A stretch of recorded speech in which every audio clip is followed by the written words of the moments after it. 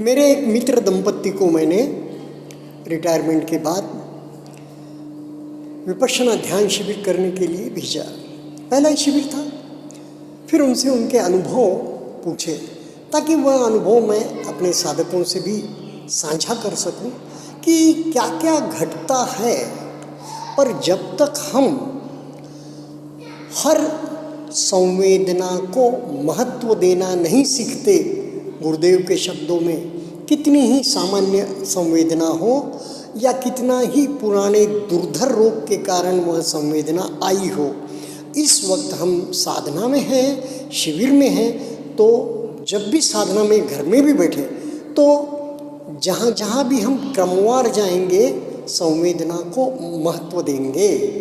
सामान्य से सामान्य घटना संवेदना की या चित्त की भी जब ही ध्यान में आ जाएगी।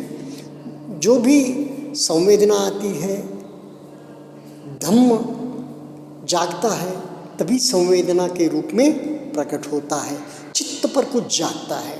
तो सुनिए अब उनकी बात। तो जब भाभी से पूछा कि भाभी जी बताइए कैसा अनुभव रहा, तो उन्होंने कहा देखो, पहले तो अब हम जिस परंपरा से आए हैं, ब्राह्मण परंपरा से, और जिस कर्मकांड से आए हैं, तो कुछ उतना मन नहीं लग रहा था, लेकिन आप पर पूरा विश्वास था।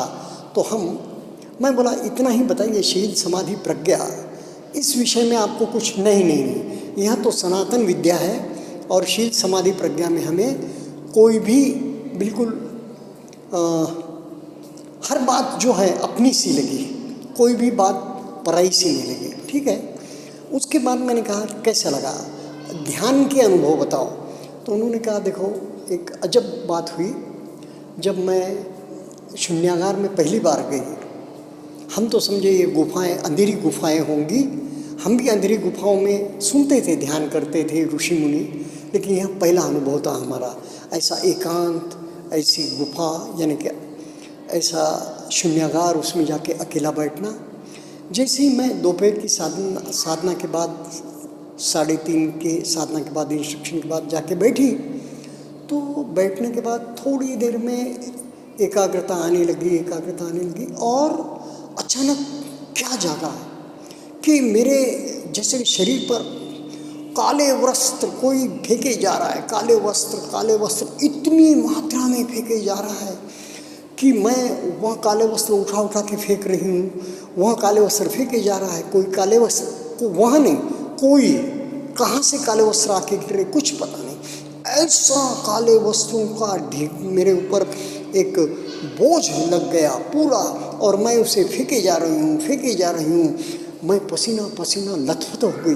ध्यान में हूँ, हाथ से कोई क्रिया नहीं कर रही, कुछ नहीं, बस मेरे ऊपर काले वस्त्रों की बौछार हो रही है, कोई फेंक रहा है और मैं उन काले वस्त्रों के उठा के बाजू कर रही हूँ, बाजू में फेंक दे रही हूँ, मेरे ऊपर से काले वस्त्र फेंक दे रही हूँ बाहर। तो इस प्रकार ऐसा चलता रहा, कब तक चलता रहा मुझे पता नहीं। पर जब मैं घुटन महसूस करने लगी कि ऐसा है कि मुझे सांस भी न ले आए, इतने काले वस्त्र मुझ पर डाले गए, तो अचानक मैं फिर आंखें खोल दी मैंने और शून्यागार से बाहर आ गई। तो सचमुच ही मैं पसीने से लथपथ, और मेरी सांस इतनी उखड़ी हुई थी कि जिसकी कोई सीमा नहीं, इतनी सांस उखड़ गई। और मैं बाहर आकर बैठी और मैं स्वयं पर आश्चर्यचकित थी कि ये कैसा हुआ। और दूसरी बात कि मैं माइग्रेन की रोज़ एक गोली खाती थी, और जब से मैं विपश्यना मुझे यानी कि आनापान की वो शिविर के इसमें चली गई, मैं कैंपस में, और आनापान की साधना मिली मुझे, मैं माइग्रेन की गोली 10 दिन भी मैंने नहीं ली, और शाम का भोजन भी नहीं लिया, जो कि आमतौर पर अब माइग्रेन की गोली के कारण मुझे लेना पड़ता है, वह भी नहीं लिया। और ऐसा लगा मुझे 10 दिन कि 10 दिन भी मैं सोई नहीं, लेकिन मैं इतनी तरोताज़ा और फ्रेश थी कि मुझे नींद का एहसास भी नहीं लगा। रात को जाके सोती थी, लेकिन सोई हूँ, यह बात मुझे आज तो याद नहीं आती कि मुझे रात को नींद आ गई थी। लेकिन न माइग्रेन की तकलीफ़ हुई, न कोई नींद की तकलीफ़ हुई, न कोई शिविर में मुझे कोई तकलीफ़ हुई। यही एक घटना मेरे साथ इस प्रकार की हुई और यह घटना माइग्रेन की गोली नहीं लेने की, यह भी आश्चर्यचकित है, करने वाली है। तीसरी घटना शाम का भोजन नहीं करना, यह भी आश्चर्यचकित करने वाली है। और चौथी घटना 10 दिन की मुझे ऐसा लगता है कि मैं सोई नहीं, तो उसके बाद भी मैं फ्रेश रही और हर कार्यक्रम मैंने सुबह से शाम तक का बिल्कुल अटेंड किया। और 4 बजे उठकर ही मैं नहा लेती थी, पे नहा धो के फिर जाती थी।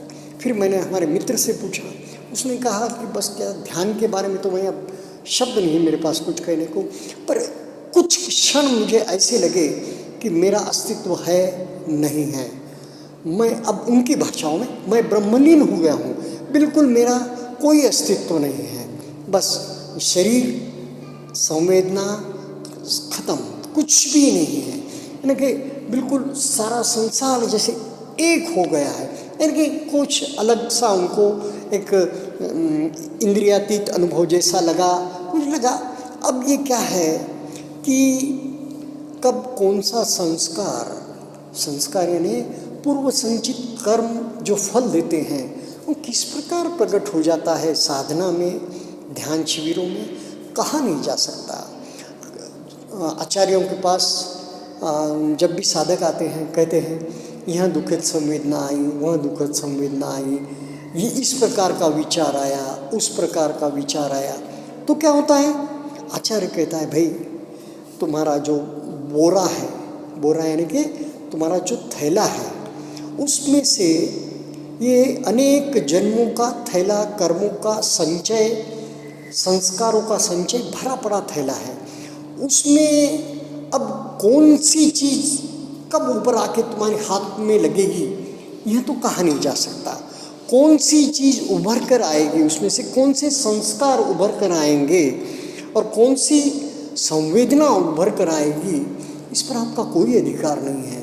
मित्रों, सचमुच हमारा न तो कोई संवेदनाओं पर अधिकार है, न तो कोई विचार या कोई चित्त पर क्या जागना चाहिए इस पर हमारा अधिकार है, न वहाँ कितनी देर चलना चाहिए इस पर हमारा अधिकार है, या फिर जीवन में भी कौन सा कर्म कौन सा फल देकर जाएगा आपको और कब जाएगा यह भी नहीं है। हाँ, यह जरूर है, गुरुदेव कहते हैं ना, साधक को पहले जो गहरे संस्कार है, सबसे दुखद संस्कार, सबसे जो नीचे के लोक में ले जाने वाले संस्कार है, वे सबसे पहले ऊपर आते हैं और वे ऊपर आकर उनकी निर्जरा होती है। बड़े बड़े कंकड़ पत्थर, सूत का उदाहरण देते हैं गुरुदेव, तो कैसे पहले हम जब अनाज की सफाई करें किसी चीज़ की, तो बड़े बड़े कंकड़ पत्थर पहले निकलते हैं। तो इस प्रकार गुरुदेव हमें उदाहरण देते हैं। अब हमारे कर्म संस्कारों के झोले में, अब देखिए, कहीं जब भी हम ट्रैवल के लिए निकलते हैं, जब भी हम प्रवास के लिए निकलते हैं, यात्रा के लिए निकलते हैं, तो अटैची भरते हैं ना, अटैची भरते हैं तो क्या करते हैं? सबसे नीचे कौन सी चीज़ रखते हैं जो कभी अंत में हमें काम देगी या कभी जिसकी ज़रूरत सबसे आखिरी में गिरेगी, और ऊपर कौन सी चीज़ें रखते हैं? ऐसी चीज़ें रखते हैं कि जो हमें तुरंत लगने वाली है। समझो ट्रैवल में हमें अगर हमारा बिस्तर ओढ़ने की चीज़ें लगने वाली होगी, शॉल लगने वाली होगी, तो सबसे ऊपर रखेंगे, है ना। तो इस प्रकार जो सबसे ऊपर रखेंगी चीज़ वो सबसे पहले आनी चाहिए। लेकिन ये जीवन का ट्रैवल कैसा है? ये थैला है, यह कोई बैग नहीं है, और यह बैग अटैची हमने जानबूझकर सोच समझकर भरी हुई होती है, पर यह कर्मों की अटैची हम अनजाने में, प्रतिक्रिया के रूप में भी और अनेक विषय विकारों के अधीन होते हुए हम हमारी जो अटैची है वह संस्कारों की, यादों की, जो भी स्मृतियों की भरते चलते हैं। और फिर अब यह अटैची कैसी है कि बिना विचार किए भरी हुई अटैची है, बिना किसी सोच समझ के अटैची में भरा जा रहा है यह भी हमें मालूम नहीं है। ऐसी अटैची है जो कि बेहोशी में भरी गई है। तो फिर इस अटैची में से कब क्या निकलेगा, क्या कह सकते हैं। ये जीवन उस अटैची को बाहर निकालने का एक साधन नहीं कहूँगा, यह जीवन उस अटैची को बाहर निकालता है और सामने पेश करता है। अगर अभी भी हमने प्रतिक्रिया करके, संस्कार करके उसके प्रति दुर्भावना, विकारों में बहकर प्रतिक्रियाएं कर दी, तो और यह भाव निर्माण करते जाता है। अगर यहाँ पर प्रतिक्रियाएं हमने रोक दी, प्रतिक्रियाओं पर लगाम लगा दी और हम बिल्कुल दृष्टा भाव रख सके, समता रख सके और हम स्थितप्रज्ञ रहे, उदय हुए के भाव में रहे, उपेक्षा में रहे, हाँ, तो फिर हम निश्चित रूप से कर्म निर्जरा कर देंगे। तो यह जो थैला है, यह थैला अब हर वक्त हमारे साथ ट्रैवल कर रहा है, हमारे साथ प्रवासरत है। तो इसमें के नीचे ऊपर सामान होते ही जाता है। बड़ा रास्ता भी हमारा बिल्कुल स्मूथ नहीं है, रास्ता भी बड़ा उबड़ खाबड़ है। तो उसमें और ज़्यादा कर्मों का इधर उधर होना या संस्कारों का नीचे ऊपर जाना स्वाभाविक है। फिर भी यह एक बहुत बड़ी निसर्ग की कृपा समझो या धर्म की बहुत बड़ी एक देन समझो कि जो हमें निकृष्ट योनि में ले जाने वाले संस्कार है, जो भी यानी कि हमें दुखदाई और बहुत ही गहरे गहरे संस्कार है, जो हमारे लिए बहुत बड़ी बाधाएं उत्पन्न करेंगे, आगे का भाव निर्माण करेंगे। जब शायद हम और नीचे के भाव में चले जाए, तो वैसे संस्कार साधनाओं में उभर कर बाहर आते हैं और वे संस्कार निर्जरा होते हैं उनके।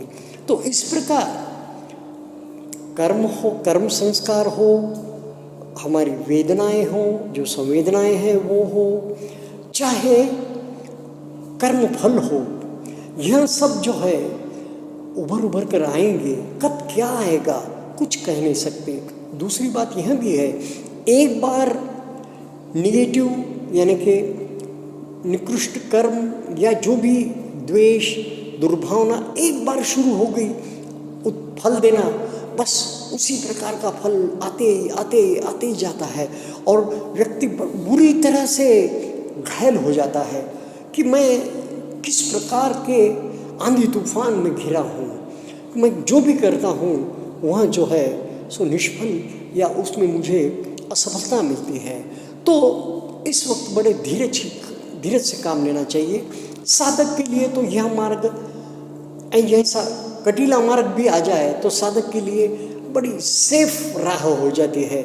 उसके लिए जो यहाँ समता का मार्ग है, जो यहाँ प्रतिक्रिया रहित रहने का मार्ग है, मिला है विपश्यना का, ध्यान साधना का, तो वहाँ इस कटीले रास्ते से भी बड़े सहज रूप से सही सलामत निकल जाता है और इसका उपयोग कर वहाँ अपने जो कर्मों की निर्जरा कर लेता है। जो भी दुखदायी कर्म है, पीड़ा देने वाले कर्म है, जो भी व्याधियाँ हैं, उससे वहाँ बिल्कुल सहजता से, सुगमता से बाहर आ जाता है। पर जो साधक नहीं है उसके लिए बड़ी मुश्किल हो जाती है। तो इस प्रकार यह मैंने एक अपने मित्र का उदाहरण दिया कि किस प्रकार अब वे गए शिविर में, उन्होंने सफलतापूर्वक शिविर पूरा किया और बड़े खुश हो गए कि वाह क्या अच्छा